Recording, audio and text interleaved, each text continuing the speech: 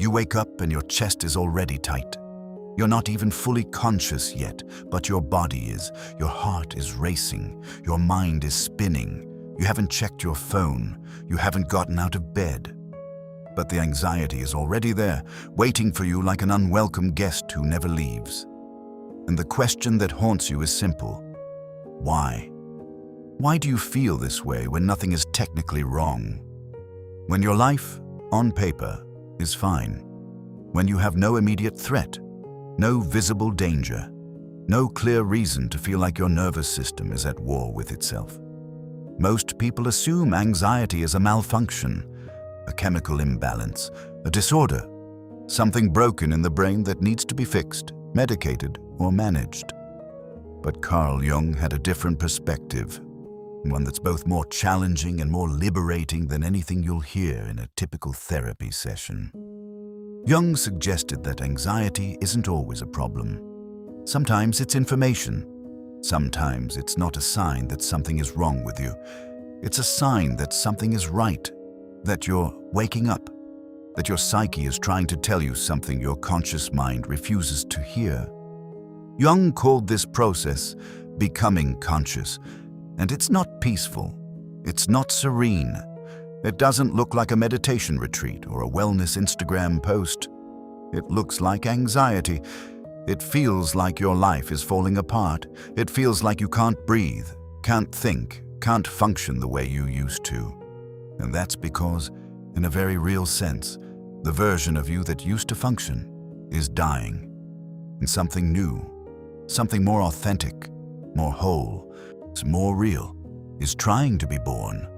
But birth is violent, it's messy, it's painful, and your anxiety is the labor pain of your psychological transformation.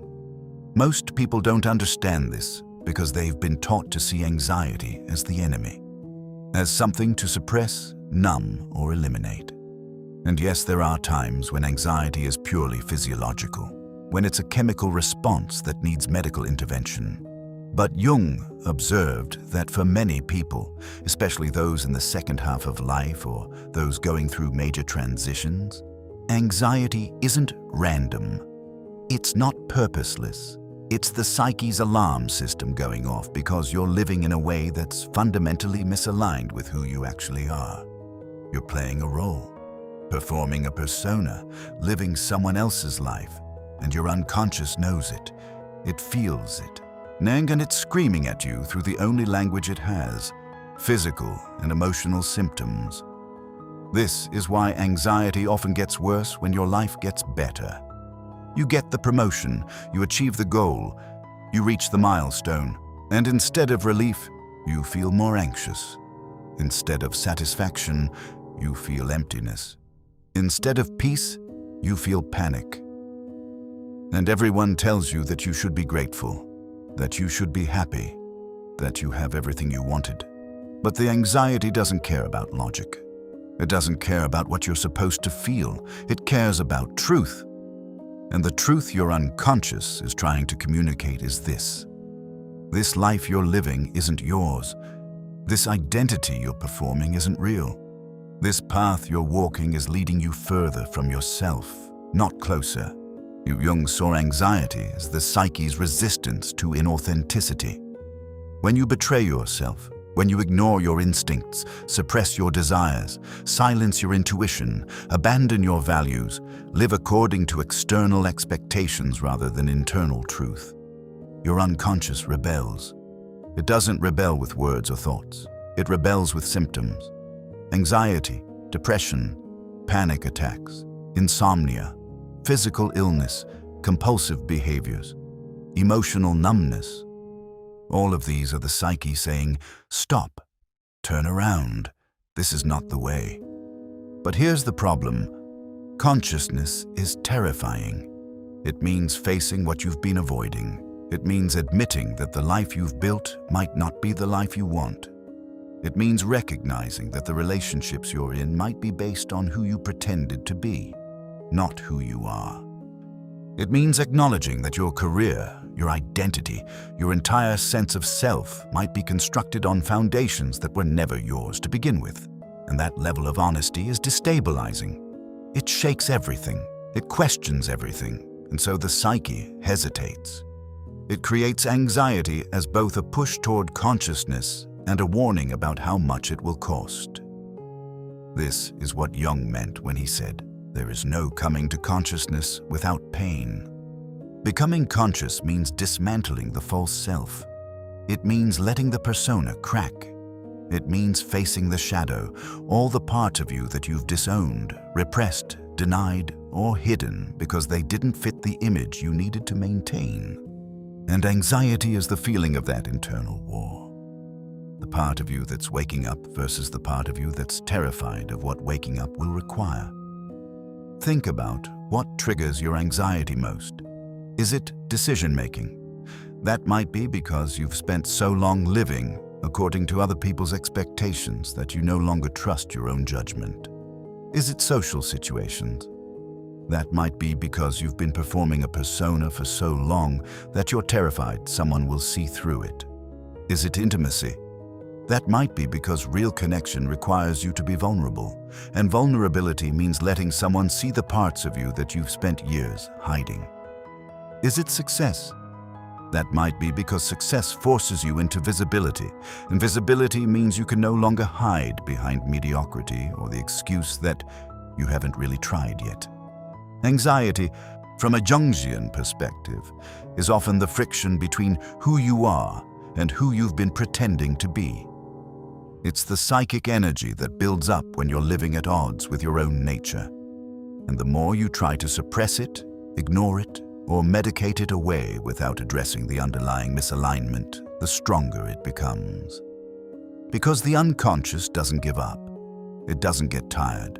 It will keep sending the message, louder and louder, until you finally listen. This is why traditional anxiety management techniques sometimes fail. Not because they're wrong, but because they're treating the symptom rather than the cause. You can learn breathing exercises. You can practice mindfulness. You can take medication.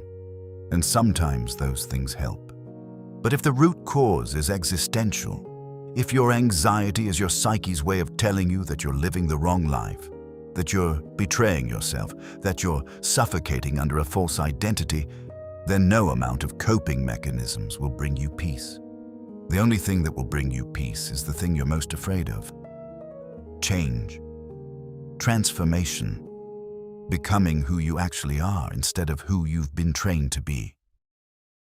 Jung believed that the second half of life was specifically designed for this work. In the first half, you build the ego. You establish your place in the world. You create an identity. You achieve. You perform. You adapt. But in the second half, if you're psychologically healthy, you begin to question all of it. You begin to ask, who am I beneath all these roles? What do I actually want versus what I was told to want? What have I sacrificed to be acceptable? And this questioning creates a crisis. Jung called it the midlife crisis, but it doesn't have to happen at midlife. It can happen at 25. It can happen at 50. It happens whenever your psyche decides it's time to stop pretending. And anxiety is often the first symptom of that awakening. It's not a malfunction, it's a message. Your anxiety is telling you, you can't keep living this way. You can't keep abandoning yourself. You can't keep performing this persona. You can't keep avoiding the truth. Something has to change. And the longer you resist that change, the more intense the anxiety becomes. So what does becoming conscious actually mean in practical terms? It means stopping. It means sitting with the discomfort instead of numbing it. It means asking the hard questions. What am I afraid of? What am I avoiding? What truth am I running from? Whose life am I living? What parts of me have I disowned to be loved, accepted, or safe? It means facing your shadow, the anger you've repressed, the needs you've denied, the desires you've buried, the parts of yourself you've labeled as unacceptable. It means withdrawing your projections, recognizing that what you see in others is often what you refuse to see in yourself. And it means integrating all of it.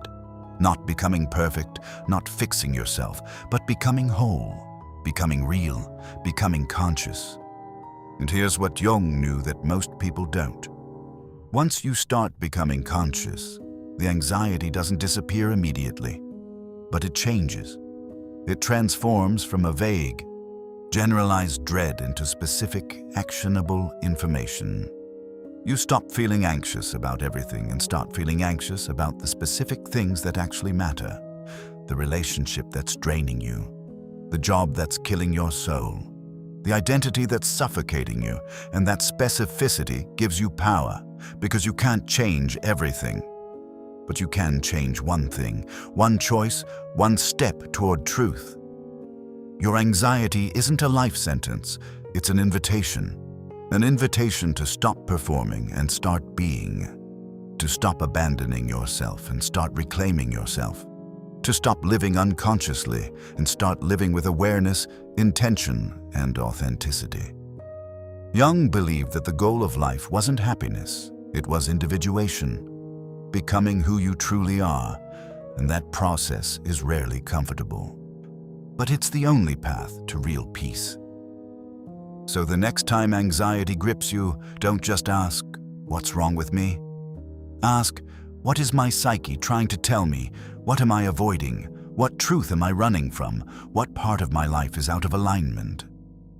Because your anxiety might not be the problem. It might be the solution trying to break through. If this resonated, drop one word in the comments, the area of your life where you feel most anxious. Work, relationships, identity, future, success. Just one word. Because naming it is the first step to understanding it, and understanding it is the first step to integrating it. Subscribe if you want more Jung that doesn't sugarcoat the process. Because becoming conscious isn't comfortable, but it's the only way to become free.